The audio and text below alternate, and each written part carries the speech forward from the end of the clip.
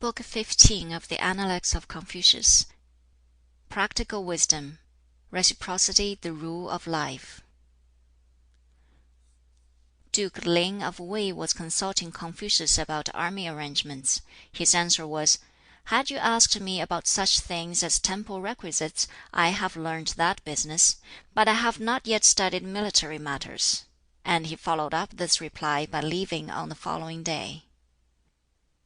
After this, during his residence in the state of Ch'in, his followers, owing to a stoppage of food supply, became so weak and ill that not one of them could stand.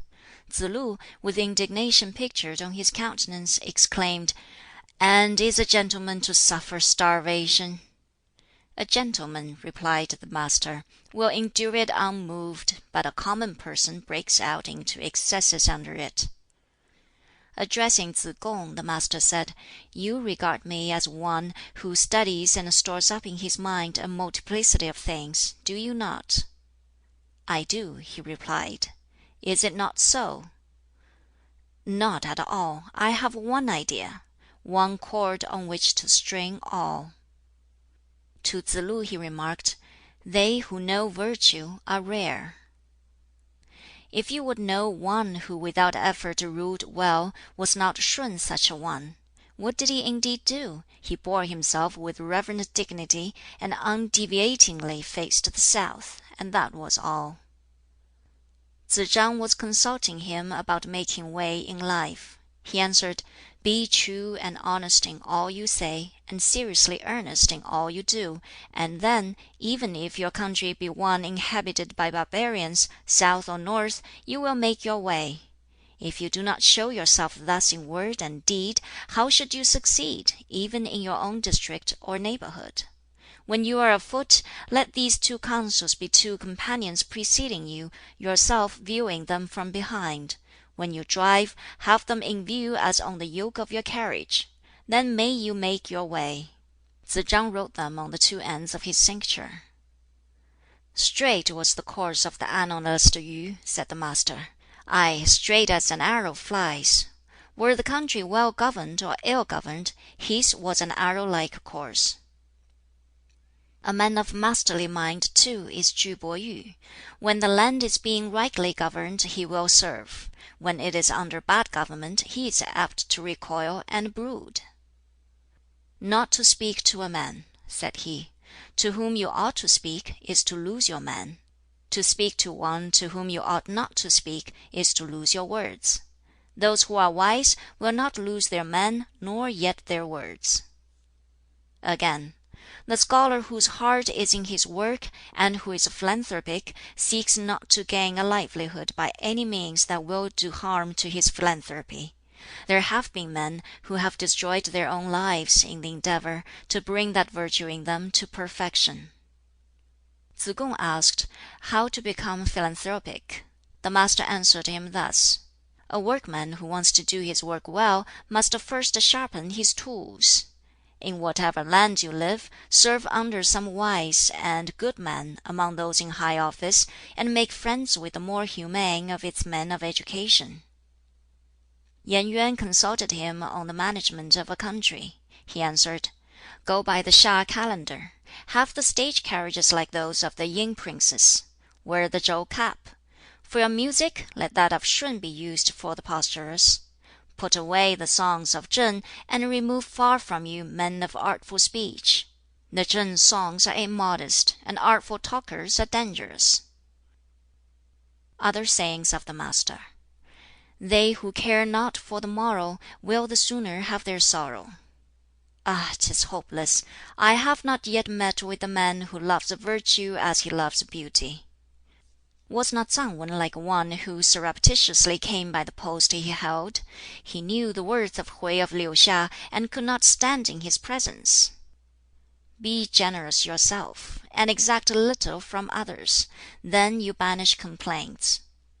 With one who does not come to me inquiring, 'What of this?' and 'What of that?' I never can ask 'What of this?' and give him up. If a number of students are all day together, and in their conversation never approach the subject of righteousness, but are fond merely of giving currency to smart little sayings, they are difficult indeed to manage. When the superior man regards righteousness as the thing material, gives operation to it according to the rules of propriety, lets it issue in humility, and become complete in sincerity, there indeed is your superior man. The trouble of the superior man will be his own want of ability. It will be no trouble to him that others do not know him. Such a man thinks it hard to end his days and leave a name to be no longer named. The superior man is exacting of himself, the common man is exacting of others. A superior man has self-respect and does not strive, is sociable, yet no party man.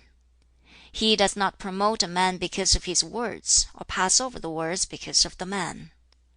Tsz kung put to him the question, "Is there one word upon which the whole life may proceed?"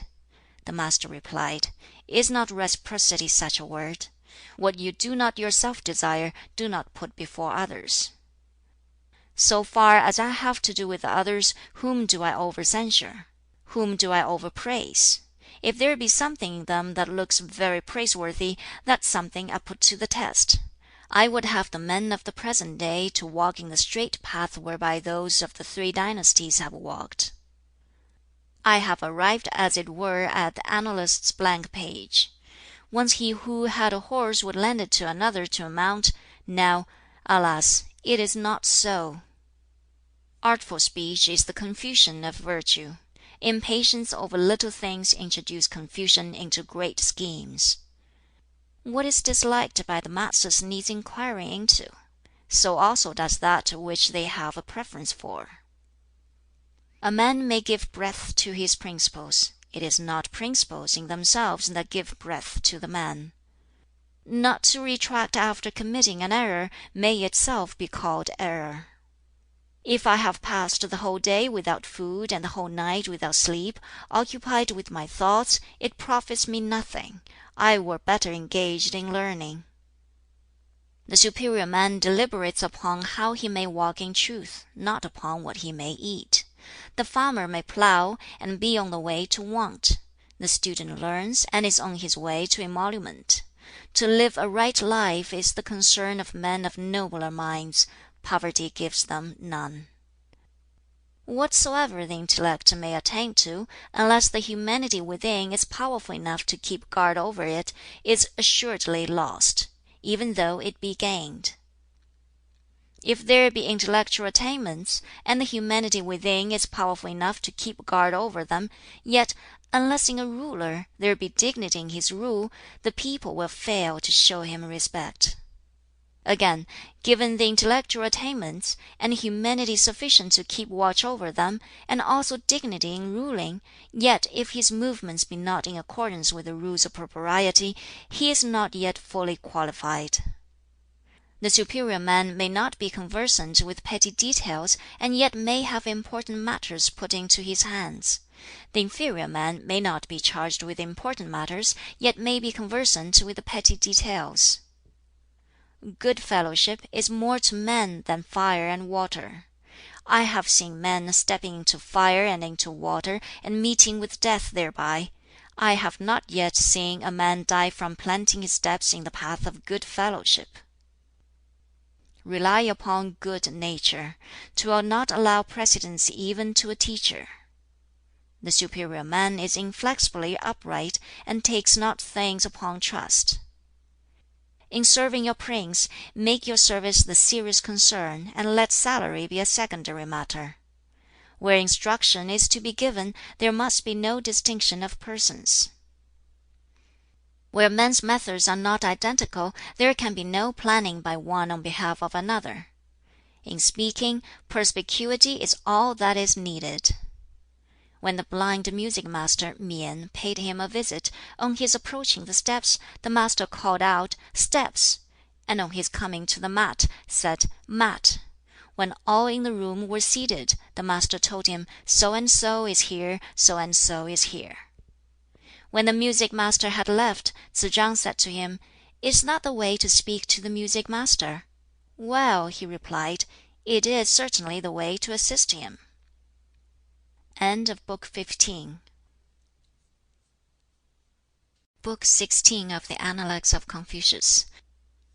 Against intestine strife, good and bad friendships.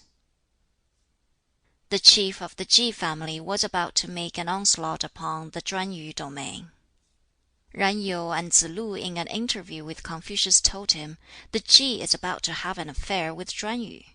"Yen," said Confucius, "does not the fault lie with you? The chief of Chun Yu in times past was appointed lord of the East Mang mountain. Besides, he dwells within the confines of your own state, and is an official of the state worship. How can you think of making an onslaught upon him?" "It is the wish of our chief," said Yen Yu, "not the wish of either of us ministers." Confucius said, "Yen, there is a sentence of Chou Ren which runs thus: 'Having made manifest their powers and taken their place in the official list, when they find themselves incompetent they resign. If they cannot be firm when danger threatens the government, nor lend support when it is reeling, of what use then shall they be as assistants?' Besides, you are wrong in what you said. When a rhinoceros or tiger breaks out of its cage, when a jewel or tortoise shell ornament is damaged in its casket, whose fault is it?" "But," said Yen Yu, "so far as Chun Yu is concerned, it is now fortified, and it is close to be; and if he does not now take it, in another generation it will certainly be a trouble to his descendants." "Yen," exclaimed Confucius, "it is a painful thing to a superior man to have to desist from saying, 'My wish is so and so,' and to be obliged to make apologies. For my part, I have learnt this: that rulers of states and heads of houses are not greatly concerned about their small following, but about the want of equilibrium in it; that they do not concern themselves about their becoming poor, but about the best means of living quietly and contentedly. For where equilibrium is preserved, there will be no poverty; where there is harmony, their following will not be small; and where there is quiet contentment, there will be no decline nor fall. Now, if that be the case, it follows that, if men in outlying districts are not submissive, then a reforming education and morals will bring them to; and when they have been so won, then will you render them quiet and contented. At the present time, you too are assistants of your chief. The people in the outlying districts are not submissive, and cannot be brought round. Your dominion is divided, prostrate, dispersed, cleft in pieces, and you as its guardians are powerless. And plans are being made for taking up arms against those who dwell within your own state. I am apprehensive that the sorrow of the Chi family is not to lie in Chun Yu, but in those within their own screen." "When the empire is well ordered," said Confucius, "it is from the emperor that edicts regarding ceremonial, music, and expeditions to quell rebellion go forth. When it is being ill governed, such edicts emanate from the feudal lords; and when the latter is the case, it will be strange if in 10 generations there is not a collapse. If they emanate merely from the high officials, it will be strange if the collapse do not come in 5 generations.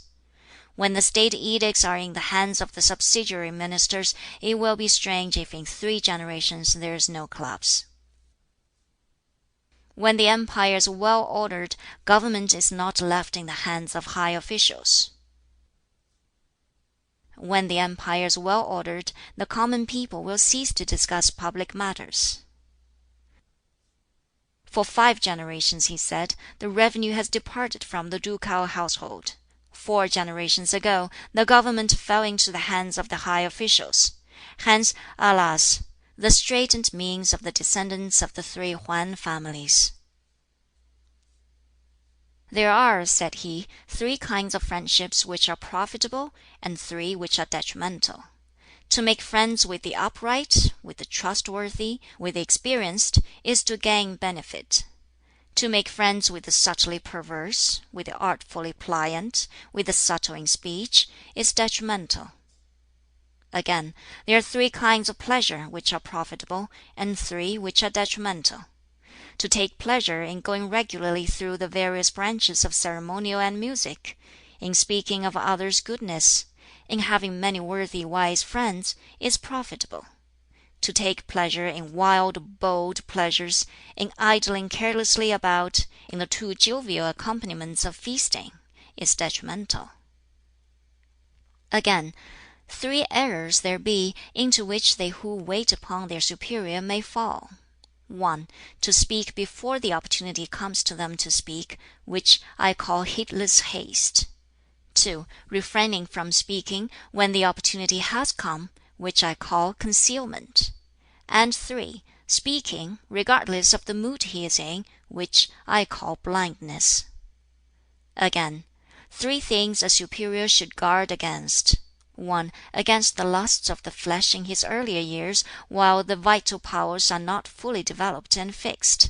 2. Against the spirit of combativeness when he has come to the age of robust manhood, and when the vital powers are matured and strong. And 3. Against ambitiousness when old age has come on, and the vital powers have become weak and decayed. 3 things also such a man greatly reveres: 1. The ordinances of heaven; 2. Great men; 3. Words of sages. The inferior man knows not the ordinances of heaven, and therefore reveres them not, is unduly familiar in the presence of great men, and scoffs at the words of sages. They whose knowledge comes by birth are of all men the first in understanding. They to whom it comes by study are next. Men of poor intellectual capacity, who yet study, may be added as a yet inferior class. And lowest of all are they who are poor in intellect and never learn. 9 things there are of which the superior man should be mindful: to be clear in vision, quick in hearing, genial in expression, respectful in demeanor, true in word, serious in duty, inquiring in doubt, firmly self-controlled in anger, just and fair when the way to success opens out before him. Some have spoken of looking upon goodness as upon something beyond their reach, and of looking upon evil as like plunging one's hands into scalding liquid. I have seen the men, I have heard the sayings. Some, again, have talked of living in seclusion to work out their designs, and of exercising themselves in righteous living in order to render their principles the more effective. I have heard the sayings, I have not seen the men. Duke Jing of Qi had his 1,000 teams of 4, yet on the day of his death the people had nothing to say of his goodness. Bo Yi and Shu Qi starved at the foot of Shouyang, and the people make mention of them to this day. Even if not wealth thine object be, 'tis all the same, thou art changed to me. Is not this apropos in such cases? Tsz k'in asked of Bo Yu, "Have you heard anything else peculiar from your father?" "Not yet," said he. "Once, though, he was standing alone when I was hurrying past him over the vestibule, and he said, 'Are you studying the Odes?' 'Not yet,' I replied. 'If you do not learn the Odes,' said he, 'you will not have the wherewithal for conversing.' I turned away and studied the Odes. Another day, when he was again standing alone, and I was hurrying past across the vestibule, he said to me, 'Are you learning the rules of propriety?' 'Not yet,' I replied. 'If you have not studied the rules, you have nothing to stand upon,' said he. I turned away and studied the rules. These 2 things I have heard from him." Tsz k'in turned away, and in great glee exclaimed, "I asked 1 thing, and have got 3. I have learnt something about the Odes, and about the rules, and moreover I have learnt how the superior man will turn away his own son." The wife of the ruler of a state is called by her husband "my helpmeet." She speaks of herself as "your little handmaiden." The people of that state call her "the prince's helpmeet." But addressing persons of another state, they speak of her as "our little princess." When persons of another state name her, they also say "your prince's helpmeet." End of Book 16. Book 17 of the Analects of Confucius. The Master induced to take office. Nature and Habit. Yang Huo was desirous of having an interview with Confucius, but on the latter's failing to go and see him, he sent a present of a pig to his house. Confucius went to return his acknowledgments for it at a time when he was not at home. They met, however, on the way. He said to Confucius, "Come, I want a word with you. Can that man be said to have good will towards his fellow men who hugs and hides his own precious gifts and allows his country to go on in blind error?" "He cannot," was the reply. "And can he be said to be wise who, with a liking for taking part in the public service, is constantly letting slip his opportunities?" "He cannot," was the reply again. "And the days and months are passing, and the years do not wait for us." "True," said Confucius. "I will take office." It was a remark of the Master that while by nature we approximate towards each other, by experience we go far asunder. Again, only the supremely wise and the most deeply ignorant do not alter. The Master once, on his arrival at Wu ch'ang, heard the sound of stringed instruments and singing. His face beamed with pleasure, and he said laughingly, "To kill a cock, why use an ox knife?" Tsz yu, the governor, replied, "In former days, sir, I heard you say, 'Let the superior man learn right principles, and he will be loving to other men. Let the ordinary person learn right principles, and he will be easily managed.'" The Master, turning to his disciples, said, "Sirs, what he says is right. What I said just now was only in play." Having received an invitation from Kung-shan Fu-rao, who was in revolt against the government and was holding to his district of Bi, the Master showed an inclination to go. Tsz-lu was averse to this, and said, "You can never go, that is certain. How should you feel you must go to that person?" "Well," said the Master, "he who has invited me must surely not have done so without a sufficient reason. And if it should happen that my services were enlisted, I might create for him another East Chow. Don't you think so?" Tsz chang asked Confucius about the virtue of philanthropy. His answer was, "It is the being able to put in practice 5 qualities, in any place under the sun." "May I ask, please, what these are?" said the disciple. "They are," he said, "dignity, indulgence, faithfulness, earnestness, kindness. If you show dignity, you will not be mocked. If you are indulgent, you will win the multitude. If faithful, men will place their trust in you. If earnest, you will do something meritorious. And if kind, you will be enabled to avail yourself amply of men's services." Bi Hsi sent the Master an invitation, and he showed an inclination to go. Tsz-lu, seeing this, said to him, "In former days, sir, I have heard you say, 'A superior man will not enter the society of one who does not that which is good in matters concerning himself.' And this man is in revolt, with Chung mau in his possession. If you go to him, how will the case stand?" "Yes," said the Master, "those are indeed my words. But is it not said, 'What is hard may be rubbed without being made thin, and white may be stained without being made black'? I'm surely not gourd. How am I to be strung up like that kind of thing, and live without means?" "Tsz-lu," said the Master, "you have heard of the 6 words with their 6 obfuscations?" "No," said he, "not so far." "Sit down, and I will tell you them.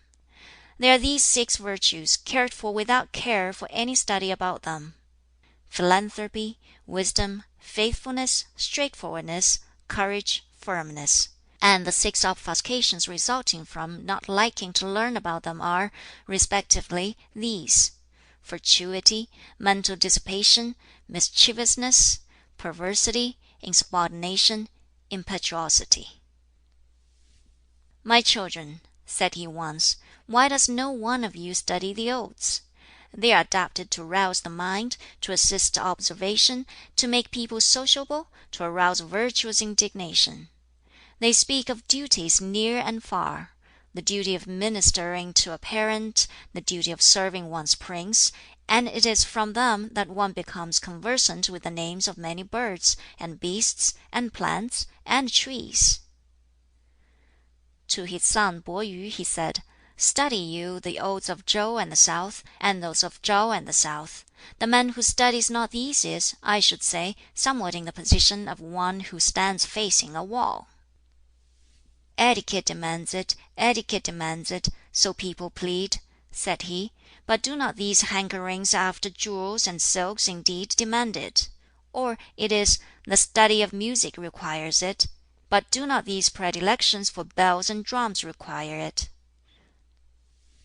Again, they who assume an outward appearance of severity, being inwardly weak, may be likened to low common men. Nay, are they not somewhat like thieves that break through walls and steal? Again, the plebeian kind of respect for piety is the very pest of virtue. Again, listening on the road and repeating in the lane, this is abandonment of virtue. "Ah, the low-minded creatures!" he exclaimed. "How is it possible indeed to serve one's prince in their company? Before they have got what they wanted, they are all anxiety to get it; and after they have got it, they are all anxiety lest they should lose it; and while they are thus full of concern lest they should lose it, there is no length to which they will not go." Again, "In olden times people had three moral infirmities, which, it may be, are now unknown. Ambitiousness in those olden days showed itself in momentary outburst; the ambitiousness of to day runs riot. Austerity in those days had its sharp angles; in these it is irritable and perverse. Feebleness of intellect then was at least straightforward; in our day it is never aught but deceitful." Again, "Rarely do we find mutual good feelings where there is fine speech and studied mien." Again, "To me it is abhorrent that purple color should be made to detract from that of vermilion; also that the Odes of Chang should be allowed to introduce discord in connection with the music of the festal songs and hymns; also that sharp-witted tongues should be permitted to subvert governments." Once said he, "Would that I could dispense with speech!" "Sir," said Tsz kung, "if you were never to speak, what should your pupils have to hand down from you?" "Does Heaven ever speak?" said the Master. "The four seasons come and go, and all creatures live and grow. Does Heaven indeed speak?" Once Ju Bei desired an interview with Confucius, from which the latter excused himself on the score of ill health. But while the attendant was passing out through the doorway with the message, he took his lute and sang, in such a way to let him hear him. Tsai Wo questioned him respecting the 3 years' mourning, saying that one full 12-month was a long time; that if gentlemen were for 3 years to cease from observing rules of propriety, propriety must certainly suffer; and that if for 3 years they neglected music, music must certainly die out; and that seeing nature has taught us that when the old year's grain is finished the new has sprung up for us; seeing also that all the changes in procuring fire by friction have been gone through in the 4 seasons, surely a 12-month might suffice. [Footnote 32: Different woods were adopted for this purpose at the various seasons.] The Master asked him, "Would it be a satisfaction to you that returning to better food that putting on of fine clothes?" "It would," said he. "Then if you can be satisfied in so doing, do so. But to a gentleman, who is in mourning for a parent, the choicest food will not be palatable, nor will the listening to music be pleasant, nor will comforts of home make him happy in mind. Hence he does not do as you suggest. But if you are now happy in your mind, then do so." Tsai Wo went out, and the Master went on to say, "It is want of human feeling in this man. After a child has lived 3 years, it then breaks away from the tender nursing of its parents; and this 3 years' mourning is the customary mourning prevalent all over the empire. Can this man have enjoyed the 3 years of loving care from his parents?' 'Ah, it is difficult,' said he, 'to know what to make of those who are all day long cramming themselves with food and are without anything to apply their minds to. Are there no dice and chess players? Better, perhaps, join in that pursuit than do nothing at all.' 'Does a gentleman,' asked Tsz lu, 'make much account of bravery?' 'Righteousness he counts higher,' said the Master. 'A gentleman who is brave without being just may become turbulent; while a common person who is brave and not just may end in becoming a highwayman.' Tsz kung asked, 'I suppose a gentleman will have his aversions as well as his likings?' 'Yes,' replied the Master. 'He will dislike those who talk much about other people's ill deeds. He will dislike those who, when occupying inferior places, utter defamatory words against their superiors. He will dislike those who, though they may be brave, have no regard for propriety. And he will dislike those hastily decisive and venturesome spirits, who are nevertheless so hampered by limited intellect. And you too, Tsz kung,' he continued, 'have your aversions, have you not?' 'I dislike,' said he, 'those plagiarists who wish to pass for wise persons. I dislike those people who wish their lack of humility to be taken for bravery. I dislike also those divulgers of secrets who think to be accounted straightforward.' 'Of all others,' said the Master, 'women servants and men servants are the most difficult people to have the care of. Approach them in a familiar manner, and they take liberties. Keep them at a distance, and they grumble. Again, when a man meets with odium at 40, he will do so to the end.'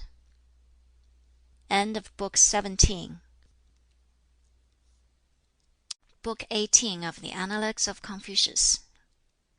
Good men in seclusion. Duke of Chow to his son. In the reign of the last king of the Yin dynasty, Confucius said, there were 3 men of philanthropic spirit: the Viscount of Wei, who withdrew from him; the Viscount of Chi, who became his bondsman; and Bi Gan, who reproved him and suffered death. Hui of Liu hsia, who filled the office of chief criminal judge, was thrice dismissed. A person remarked to him, 'Can you not yet bear to withdraw?' He replied, 'If I act in a straightforward way in serving men, whither in these days should I go, where I should not be thrice dismissed? Were I to adopt crooked ways in their service, why need I leave the land where my parents dwell?' Duke Jin of Ch'i remarked respecting his attitude towards Confucius, 'If he is to be treated like the chief of the Chi family, I cannot do it. I should treat him as somewhere between the Chi and Mang chiefs. I am old,' he added, 'and not competent to avail myself of him.' Confucius, hearing of this, went away. The Chi's officials presented to the court of Lu a number of female musicians. Chi Huan accepted them, and for 3 days no court was held. Confucius went away. Jie Yu, the madman of Chu. [Footnote 33. He only pretended to be mad in order to escape being employed in the public service.] was once passing Confucius, singing as he went along. He sang, 'Ha, the phoenix! Ha, the phoenix! How is virtue lying prone! Vain to chide for what is over, plan to meet what's yet in store. Let alone, let alone, risky now to serve a throne.' Confucius alighted, wishing to enter into conversation with him, but the man hurried along and left him, and he was therefore unable to get a word with him. Chang Ju and Jie Ni [Footnote 34. Two worthies who had abandoned public life owing to the state of the times.] were working together on some plowed land. Confucius was passing by them, and sent Tsz lu to ask where the ford was. Chang Ju said, 'Who is the person driving the carriage?' 'Confucius,' answered Tsz lu. 'He of Lu?' he asked. 'The same,' said Tsz lu. 'He knows then where the ford is?' said he. Tsz lu then put his question to Jie Ni, and the latter asked, 'Who are you?' Tsz lu gave his name. You are a follower of Confucius of Lu, are you not?' 'You are right,' he answered. 'Ah, as these waters rise and overflow their bounds,' said he, ''tis so with all throughout the empire. And who is he that can alter the state of things? And you are a follower of a learned man who withdraws from his chief, had you not better be a follower of such as have forsaken the world?' And he went on with his harrowing without stopping. Tsz lu went and informed his master of all this. He was deeply touched, and said, 'One cannot herd on equal terms with beasts and birds. If I am not to live among these human folk, then with whom else should I live? Only when the empire is well ordered shall I cease to take part in the work of reformation.' Tsz lu was following the Master, but had dropped behind on the way, when he encountered an old man with a wheat basket slung on a staff over his shoulder. Tsz lu inquired of him, 'Have you seen my master, sir?' Said the old man, 'Who is your master? You who never employ your four limbs in laborious work, you who do not know one from another of the 5 sorts of grain.' And he stuck his staff in the ground, and began his weeding. Tsz lu brought his hands together on his breast and stood still. The old man kept Tsz lu and lodged him for the night, killed a fowl and prepared some millet, entertained him, and brought his 2 sons out to see him.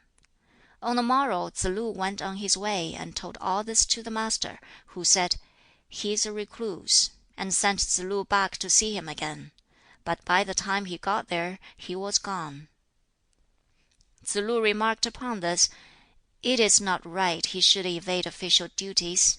If he cannot allow any neglect of the terms on which elders and juniors should live together, how is it that he neglects to conform to what is proper as between prince and public servant? He wishes for himself personally a pure life, yet creates disorder in that more important relationship. When a gentleman undertakes public work, he will carry out the duties proper to it, and he knows beforehand that right principles may not win their way.' Among those who have retired from public life have been Bo Yi, Shu Qi, Yu Zhong, Yi Yi, Zhu Zhang, Hui of Liu Xia, and Shao Lian. Of these, said the Master, Bo Yi and Shu Qi may be characterized, I should say, as men who never declined from their high resolve nor soiled themselves by aught of disgrace. Of Hui of Liu Xia and Shao Lian, if one may say that they did decline from high resolve, and that they did bring disgrace upon themselves, yet their words were consonant with established principles, and their action consonant with men's thoughts and wishes, and this is all that may be said of them. Of Yu Zhong and Yi Yi, if it be said that when they retired into privacy they let loose their tongues, yet in their aim at personal purity of life they succeeded, and their defection was also successful in its influence. My own rule is different from any adopted by these. I will take no liberties. I will have no curtailing of my liberty." The chief music master went off to Ch'i. Gan, the conductor of the music at the second repast, went over to Chu. Liao, conductor at the third repast, went over to Ts'ai. And Chue, who conducted at the fourth, went to Qing. Fang Shu, the drummer, withdrew into the neighborhood of the He. Wu, the tambourer, went to the Han. And Yang, the junior music master, and Shang, who played on the musical stone, went to the sea coast. Anciently the Duke of Chow, addressing his son the Duke of Lu, said, "A good man in high place is not indifferent about the members of his own family, and does not give occasion to the chief ministers to complain that they are not employed, nor without great cause will he set aside old friendships, nor does he seek for full equipment for every kind of service in any single man." There were once 8 officials during the Chow dynasty, who were 4 pairs of twins, all brothers. The eldest pair, Da and Kuo; the next, Tu and Hu; the third, Ye and Xia; the youngest, Sui and Gua. End of Book 18. Book 19 of the Analects of Confucius. Teachings of various chief disciples. "The learned official," said Tsz chang, who, when he sees danger ahead, will risk his very life, who, when he sees a chance of success, is mindful of what is just and proper, who, in his religious acts, is mindful of the duty of reverence, and when in mourning thinks of his loss, is indeed a fit and proper person for his place." Again he said, "If a person hold to virtue but never advance in it, and if he have faith in right principles and do not build himself up in them, how can he be regarded either as having such or as being without them?" Tsze hsia's disciples asked Tsze chang his views about intercourse with others. "What says your master?" he rejoined. "He says," they replied, "associate with those who are qualified, and repel from you such as are not." Tsze chang then said, "A superior man esteems the worthy and wise, and bears with all. He makes much of the good and capable, and pities the incapable. Am I eminently worthy and wise? Who is there then among men whom I will not bear with? Am I not worthy and wise? Others will be minded to repel me. I have nothing to do with repelling them." Sayings of Tsze hsia: "Even in inferior pursuits there must be something worthy of contemplation. But if carried to an extreme, there is danger of fanaticism. Hence the superior man does not engage in them. The student who daily recognizes how much he yet lacks, and as the months pass forgets not what he has succeeded in learning, may undoubtedly be called a lover of learning. Wide research and steadfast purpose, eager questioning and close reflection, all this tends to humanize a man. As workmen spend their time in their workshops for the perfecting of their work, so superior men apply their minds to study in order to make themselves thoroughly conversant with their subjects. When an inferior man does a wrong thing, he is sure to gloss it over. The superior man is seen in three different aspects. Look at him from a distance, he is imposing in appearance. Approach him, he is gentle and warm-hearted. Hear him speak, he is acute and strict. Let such a man have the people's confidence, and he will get much work out of them. So long, however, as he does not possess their confidence, they will regard him as grinding them down. When confidence is reposed in him, he may then with impunity administer reproof. So long as it is not, he will be regarded as a detractor. Where there is no overstepping of barriers in the practice of the higher virtues, there may be freedom to pass in and out in the practice of the lower ones. Tsz yu had said, "The pupils in the school of Tsz hsia are good enough at such things as sprinkling and scrubbing floors, answering calls and replying to questions from superiors, and advancing and retiring to and from such. But these things are only offshoots. As to the root of things, they are nowhere. What is the use of all that?" When this came to the ears of Tsz hsia, he said, "Ah, there he is mistaken. What does a master, in his methods of teaching, consider first in his precepts? And what does he account next as that about which he may be indifferent? It is like as in the study of plants, classification by differentiae. How may a master play fast and loose in his methods of instruction? Would they not indeed be sages, who could take in at once the first principles and the final developments of things?" Further observations of Tsz hsia: "In the public service, devote what energy and time remain to study. After study, devote what energy and time remain to the public service. As to the duties of mourning, let them cease when the grief is past. My friend Tsz chang, although he has the ability to tackle hard things, has not yet the virtue of philanthropy." The learned Tsang observed, "How loftily Tsz chang bears himself! Difficult indeed along with him to practice philanthropy." Again he said, "I have heard this said by the Master, that though men may not exert themselves to the utmost in other duties, yet surely in the duty of mourning for their parents they will do so." Again, "This also I have heard said by the Master. The filial piety of Mang Chwang in other respects might be equalled, but as manifested in his making no changes among his father's ministers, nor in his father's mode of government, that aspect of it could not easily be equaled. Yang Fu, having been made senior criminal judge by the chief of the Mang clan, consulted with the learned Tsang. The latter advised him as follows: "For a long time the chiefs have failed in their government, and the people have become unsettled. When you arrive at the facts of their cases, do not rejoice at your success in that, but rather be sorry for them, and have pity upon them." Tsz kung once observed, "We speak of the iniquity of Chau, but 'twas not so great as this. And so it is that the superior man is averse from settling in this sink into which everything runs that is foul in the empire." Again he said, "Faults in a superior man are like eclipses of the sun or moon. When he is guilty of a trespass, men all see it; and when he is himself again, all look up to him." Kung sun Chao of Wei inquired of Tsz kung how Confucius acquired his learning. Tsz kung replied, "The teachings of Wan and Wu have not yet fallen to the ground. They exist in men.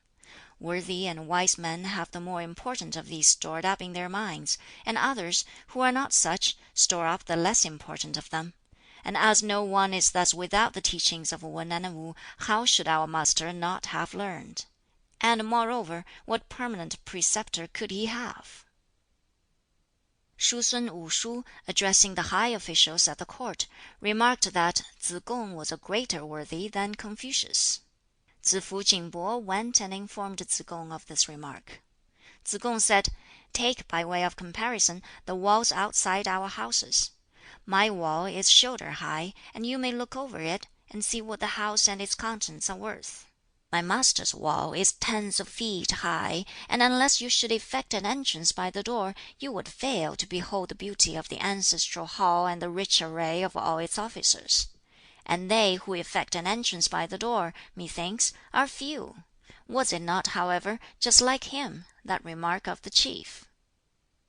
Shu sun Wu shu had been casting a slur on the character of Confucius. "No use doing that," said Tsz kung. "He is irreproachable.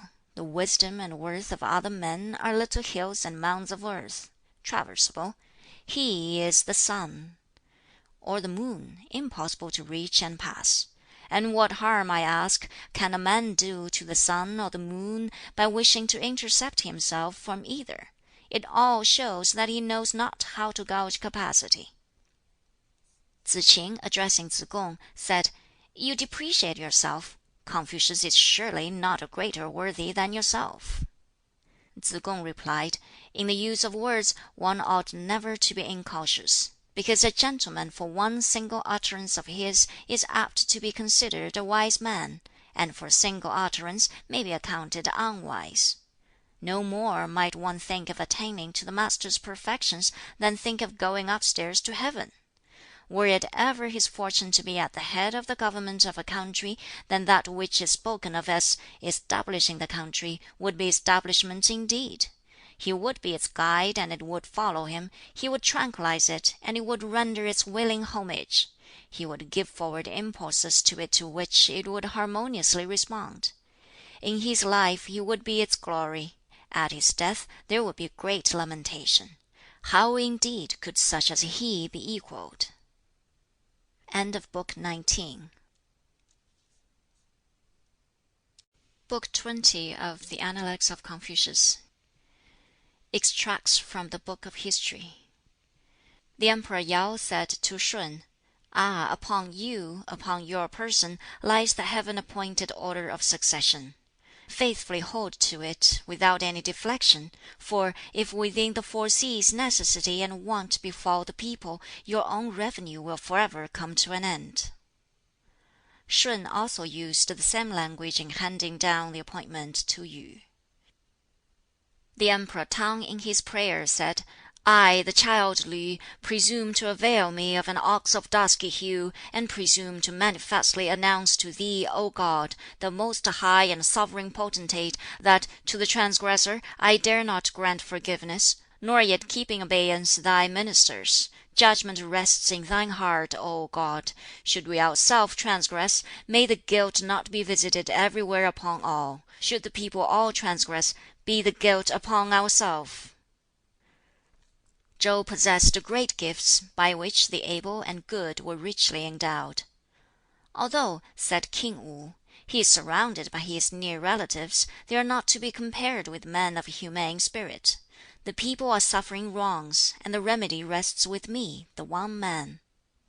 After Wu had given diligent attention to the various weights and measures, examined the laws and regulations, and restored the degraded officials, good government everywhere ensued. He caused ruined states to flourish again, reinstated intercepted heirs, and promoted to office men who had gone into retirement, and the hearts of the people throughout the empire drew towards him. Among matters of prime consideration with him were these: food for the people, the duty of mourning, and sacrificial offerings to the departed. He was liberal and large hearted, and so won all hearts; true, and so was trusted by the people; energetic, and thus became a man of great achievements; just in his rule, and all were well content. Tsz chang in a conversation with Confucius asked, "What say you is essential for the proper conduct of government?" The Master replied, "Let the ruler hold in high estimation the five excellences, and eschew the four evils; then may he conduct his government properly." "And what call you the five excellences?" he was asked. "They are," he said, "bounty without extravagance; burdening without exciting discontent; desire without covetousness; dignity without haughtiness; show of majesty without fierceness." "What mean you," asked Tsz chang, "by bounty without extravagance?" "Is it not this," he replied, "to make that which is of benefit to the people still more beneficial, when he selects for them such labors as it is possible for them to do, and exacts them, who will then complain? So, when his desire is the virtue of humaneness, and he attains it, how shall he then be covetous? And if, whether he have to do with few or with many, with small or with great, he do not venture ever to be careless, is not this also to have dignity without haughtiness? And if, when properly vested in robe and cap, and showing dignity in his every look, his appearance be so imposing that the people look up to and stand in awe of him, is not this moreover to show majesty without fierceness?" "What then do you call the four evils?" said Tsz chang. The answer here was, "Omitting to instruct the people and then inflicting capital punishment on them, which means cruel tyranny; omitting to give them warning and yet looking for perfection in them, which means oppression; being slow and late in issuing requisitions, and exacting strict punctuality in the returns, which means robbery; and likewise in intercourse with men to expend and to receive in a stingy manner, which is to act the part of a mere commissioner." "None can be a superior man," said the Master, "who does not recognize the decrees of heaven. None can have stability in him without a knowledge of the proprieties. None can know a man without knowing his utterances." End of the Analects of Confucius, translated by William Jennings.